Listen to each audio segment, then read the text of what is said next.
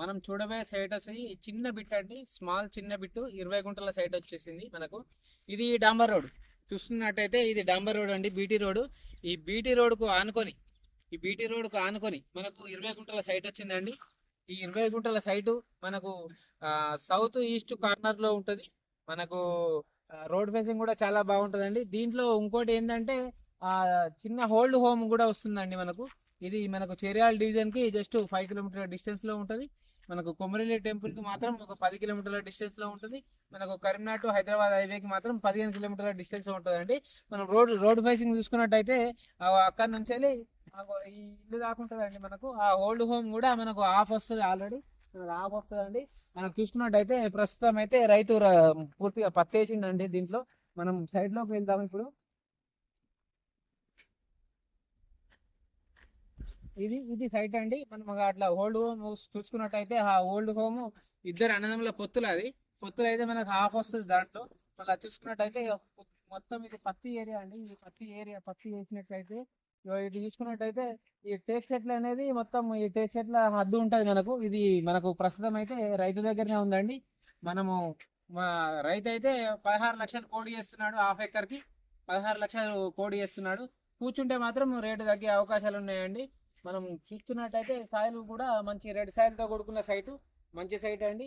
And మనకు దీంట్లో ఒక బోర్ ఫెసిలిటీ మాత్రం లేదు, బోర్ వేసుకోవాలి దీంట్లో. ప్రస్తుతం అయితే పత్తి పెట్టిన దీంట్లో మొత్తం ఈ టేక్ చెట్ల కార్నర్ చూసుకున్నట్టయితే ఈ టేక్ చెట్ల కార్నరు ఒడ్డు అండి. ఇది మనకు ఇది ఒడ్డు. అయితే అటు చూసుకున్నట్టయితే ఆ స్తంభం ఈతల మనకు ఒడ్డు వస్తుంది.